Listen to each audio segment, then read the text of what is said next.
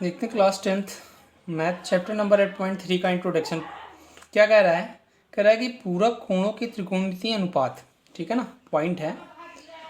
देखिए, सबसे पहले इस पे पढ़ने के लिए हमको हमारे पास क्या है, पूरक कोण। पूरक कोण होते क्या हैं? हम सभी इसके पहले पढ़ चुके हैं क्लास 9th में। वहाँ पे आपको पूरक कोण बताया गया होगा कि कोई भी तो ऐसे कोण जिनका योग 90 डिग्री के बराबर हो पूरक कोण कहलाते हैं। ठीक है ना, तो यहाँ पे हम लिख लेते हैं क्या, ऐसे दो कोण जिनका योग 90 डिग्री हो, 90 डिग्री हो, एक दूसरे के पूरक कोण कहलाते हैं। एक दूसरे के पूरक, ठीक है ना, पूरक कोण कहलाते हैं। अगर हम किसी समकोण त्रिभुज की बात करें, मान लीजिए कि हमारा एक त्रिभुज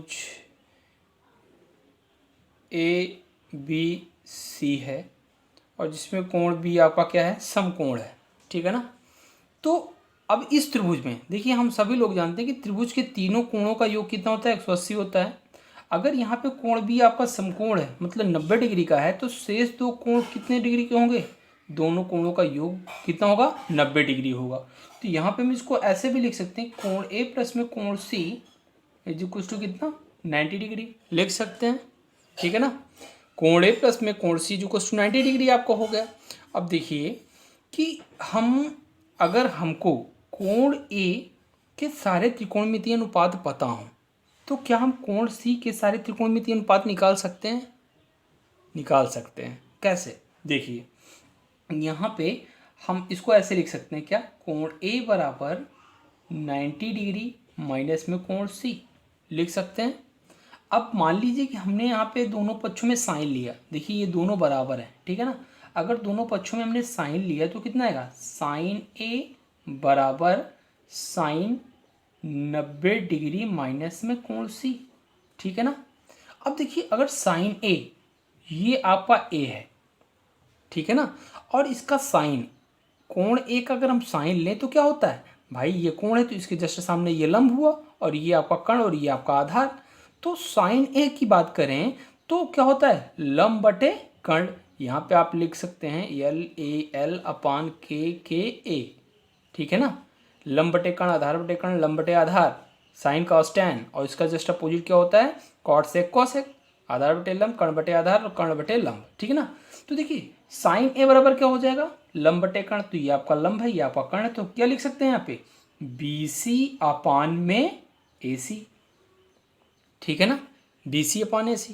अब यहाँ पे ये क्या हो जाएगा, साइन 90 माइनस में C। अगर हम बात करें कोण C का, तो कोण C, देखिए कोण C के अकॉर्डिंग ये आपका AB क्या होगा, लंब होगा, और AC क्या होगा, कोण 90 के सामने है इसलिए कर्ण होगा, और BC क्या होगा, ये आपका आधार होगा। तो देखिए ध्यान से, यहाँ पे हम जो BC है, अगर कोण C के अकॉर्डिंग देखें तो BC क्या है, BC आपका आधार है, AC क्या है, कर्ण है। तो आधार बटे कर्ण, यहाँ पे क्या लिखा है, आधार बटे कर्ण। आधार बटे कर्ण किस में आता है, आधार बटे कर्ण आता है कॉस में। तो हम इस चीज़ को क्या, कॉस C भी तो लिख सकते हैं। तो यहाँ पे ये देखिए BC अपान AC। तो ये देखिए यहाँ पे क्या हुआ कि साइन 90 माइनस C को हमने क्या लिखा, कॉस C। तो इससे एक फार्मूला आया क्या, साइन 90 माइनस C क्या है, C कोई एक कोण है। ठीक है ना, यहाँ पे देखिए कोण C, यहाँ पे कोण हमने बनाया नहीं है बट ये कोण है। ठीक है ना, तो यहाँ पे देखिए अगर साइन 90 माइनस C है तो वो क्या होता है, कॉस C होता है। अब यहाँ पे देखिए, इसको अगर हम समीकरण 1 मान लें तो यहाँ पे अब दूसरा पॉइंट क्या है, इस कोण का हमने अभी साइन लिया था, अब अगर कास लें तो क्या होगा, कॉस, समीकरण यहाँ पे लिख लीजिएगा 1 से। ठीक है ना, अगर इसमें हम कॉस लें तो कॉस A बराबर क्या हो जाएगा, कॉस 90 माइनस C, ये तो होगा ना। अब देखिए, अगर कोण A कॉस A निकालें यहाँ से तो क्या हो जाएगा, आधार बटे कर्ण। क्योंकि कोण के सामने वाली भुजा लंब है, ये लंब है तो ये आपका आधार, ये कर्ण, तो ये क्या हो जाएगा ए बी अपान में ए सी। इज इक्वल टू क्या आएगा कॉस 90 डिग्री माइनस में सी। अब देखिए कोण सी की अगर बात करें, कोण सी, तो देखिए ए बी अपान ए सी, कोण सी के सामने ये आपका लंब है, तो ए बी तो आपका लंब, ए बी अपान ए सी मतलब लंब बटे कर्ण, तो लंब बटे कर्ण जो ए बी अपान ए सी है, इसको हम क्या बोल सकते हैं, लंब है और ये कर्ण है, लंब बटे कर्ण किस में आता है, साइन में, तो ये आपका क्या हो जाएगा साइन सी। मतलब cos 90 माइनस सी के स्थान पे हम साइन सी लिखेंगे तब पे भी सही है। क्यों? क्योंकि साइन सी अगर इस कोण की बात करें तो देखिए आपका ये लंब है ए बी और ए सी क्या है, कर्ण है, तो लंब बटे कर्ण मतलब ए बी अपान ए सी, तो साइन सी भी सही है। तो मतलब cos 90 माइनस सी बराबर क्या हो जाएगा, साइन सी हो जाएगा। अब देखिए इसी प्रकार हम tan का निकालें, क्या समीकरण फिर से एक में जाएं, समीकरण एक से, तो देखिए अगर tan लें तो कितना आएगा, tan ए बराबर tan 90 माइनस में c, ठीक है ना। तो क्या आएगा आप ध्यान से देखिए, tan ए क्या हो जाएगा, tan ए लंब बटे कर्ण होता है, tan में क्या होता है लंब बटे आधार होता है, कर्ण नहीं लंब बटे आधार, तो tan ए क्या हो जाएगा, देखिए BC अपान ए बी, और यहाँ पे ये क्या हो जाएगा tan 90 डिग्री माइनस में c, ठीक है ना।